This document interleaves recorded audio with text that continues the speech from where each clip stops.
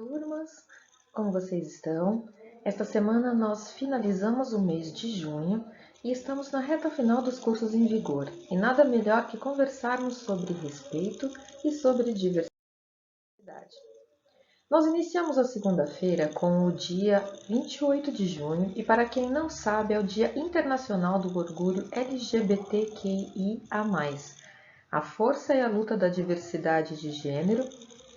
E, aliás, né, é o mês de junho nessa luta e convenhamos que são todos os dias do ano. Todo dia é dia de respeito. A data vem em memória ao dia 28 de junho do ano de 1969. De lá para cá, muita luta, resiliência. Essa data veio de um momento histórico muito triste. Nós temos para o cenário, né, Nova York, na década de 60, a relação entre pessoas do mesmo sexo era crime, leis proibiam de usarem roupas que não eram condizentes com o seu gênero, e nesse contexto a comunidade LGBT era muito reprimida e perseguida. Houve uma abordagem policial muito violenta ao bar de Stonewall, porque eles não podiam reunir-se em locais públicos e ali eles podiam ser eles mesmos. Por ter um acordo com a polícia, esse bar não sofria tanta represália e eles começavam a se sentir cada vez mais à vontade. Acontece que a fama por ser um local de frequência da comunidade LGBT chegou até a polícia. E aí, né, que devido ao preconceito da época e sem aviso, eles invadiram o bar, prenderam funcionários, frequentadores e artistas que ali estavam neste dia e gerou uma violentação que ocasionou num levante que se transformou em uma noite violenta e revolucionária também, e que desencadeou uma onda de protestos nos dias seguintes. Mas a história não termina aqui. Após essa noite de violência e injustiça, centenas de pessoas se reuniram durante 5 dias em frente ao bar, promovendo passeatas a favor dos direitos dos homossexuais e contra a perseguição da polícia. Mark Segal, né, a imagem à esquerda, na foto do acervo do Estadão, ele tinha 18 anos quando participou da rebelião de Stonewall e desde então se dedica ao ativismo LGBT. E ele nos diz o seguinte: parado do outro lado da rua naquela noite, aquele garotinho de 18 anos que eu era nunca pensou que estaria 50 anos depois falando sobre isso. Não sabíamos que fazíamos história, apenas sabíamos que algo tinha mudado. Lembro-me de dizer a mim mesmo em apenas um instante: é isso que farei pelo resto da minha vida. Fecha aspas. Então são sementes do movimento LGBT moderno. A data que ocorreu, o ano de 1969, era uma época em que se dizia homossexualidade, que é incorreto, né? E sim homossexualismo, porque era visto como uma doença mental e podia ser preso, e assim um grupo de gays, bissexuais, lésbicas e transgêneros se recusaram a baixar a cabeça, e foi assim que foi surgindo então a comunidade LGBT, que foi cada vez mais ficando motivada e organizada. Na história, o bar em si ele não durou muito depois da invasão. Ao longo dos anos, foi uma loja de bagels, um restaurante chinês, e em 2016 o presidente da época, Barack Obama, tornou o bar um monumento nacional. Nas palavras da jornalista Rosana Jatobá, da rádio CBN, ela diz o seguinte: a lei foi revogada, vemos inúmeros avanços de lá para cá, mas a representatividade nas empresas e a ocupação em espaços políticos continua sendo um grande desafio aos membros dessa comunidade. A questão de orientação sexual e identidade de gênero é crucial às empresas. É preciso ambientes mais diversos, mais plurais e inclusivos. Sempre geram inovação e lucro. Um ambiente de trabalho seguro para que a pessoa possa ser como realmente ela é, torna a mão de obra mais livre e criativa, pois consegue focar nas questões empresariais, ter ideias inovadoras e capaz de colocar o negócio na frente da concorrência. Isso está baseado em dados e não em achismos, e vemos as empresas cada vez mais querendo ser reconhecidas como as que apoiam sua comunidade. Fecha aspas. O interessante é que essas empresas já estão destinando verbas para projetos de acolhimento, de empregabilidade, e não apenas se engajar com os símbolos e as bandeiras. É algo muito mais profundo e muito mais sério. Empresas como a Disney, empresas como a Havaiana, que têm o compromisso de destinar 7% do lucro líquido das vendas de uma coleção específica, que foi criada exatamente para apoiar o movimento global dessa comunidade LGBTQIA+. Então, já existem muitas marcas apoiando a causa. São iniciativas muito válidas e que precisa ter um nível de consciência e chegar à mente corporativa. E friso a questão de identidade de gênero e orientação sexual, que é hoje pauta de extrema importância nas empresas pela representatividade. Precisamos de ambientes mais diversos e inclusos.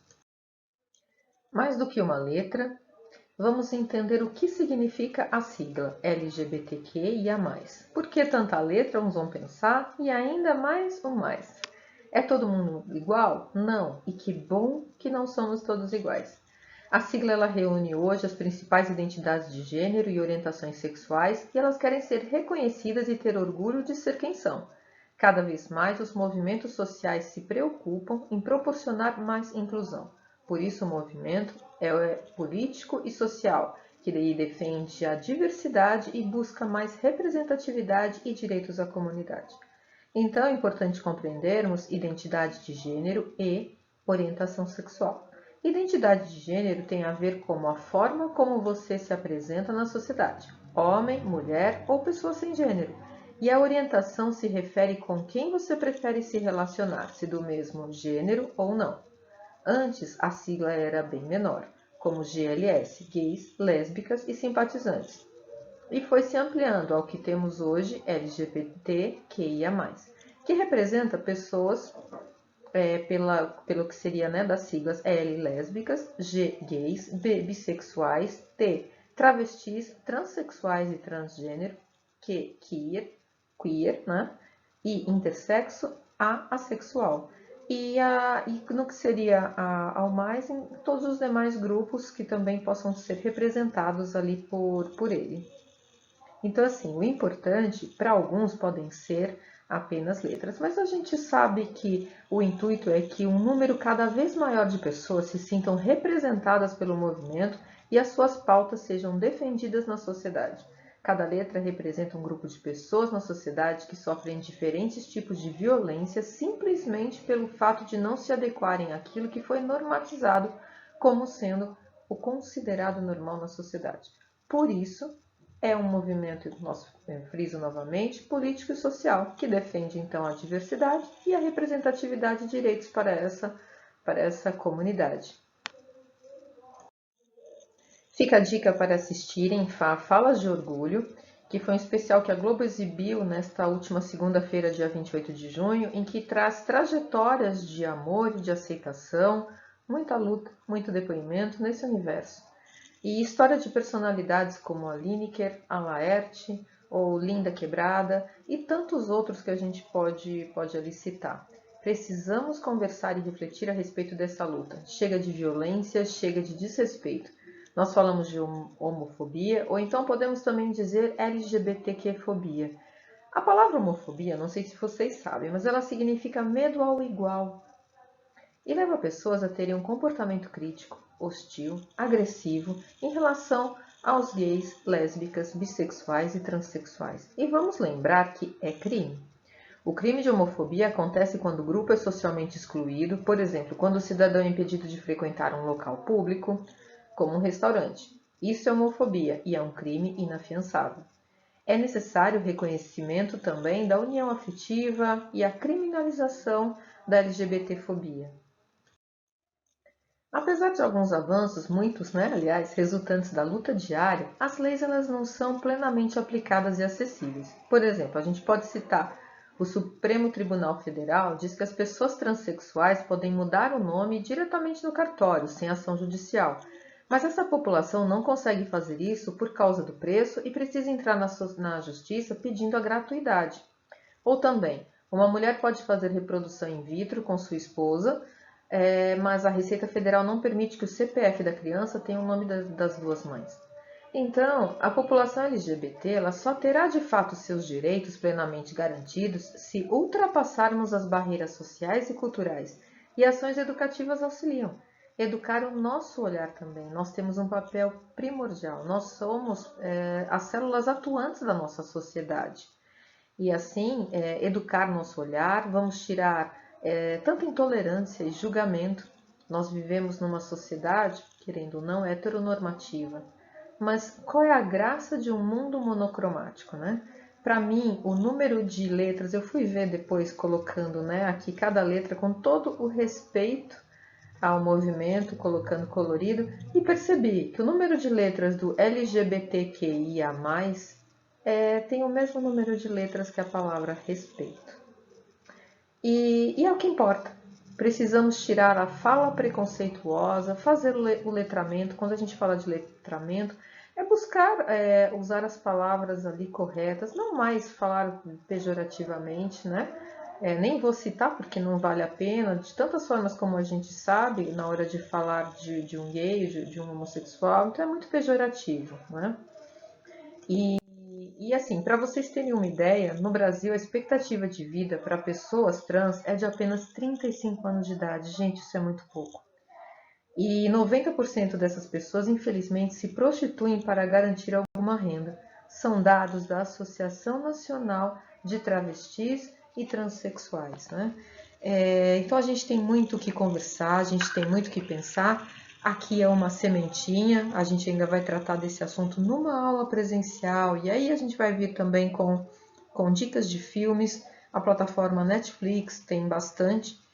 E aí nós encerramos o que seria essa temática de aula com essa tirinha primordial, onde fala empatia, reconhecimento, generosidade. Todas as vidas estão conectadas. Ubuntu. Eu sou porque nós somos. A gente tem que esquecer essa questão de gênero. Nós somos seres humanos. Então é isso que é o importante, não é? Respeito, generosidade, enxergar o lado humano, desejar ao outro o que gostaria para si e estender esse conceito de respeito. Então, um excelente final de semana a vocês, ali com esse friozinho, não é? E continue se cuidando. Importante a gente lembrar a importância da vacina. Vão todos para a segunda dose. Vacina é vida, vacina sim.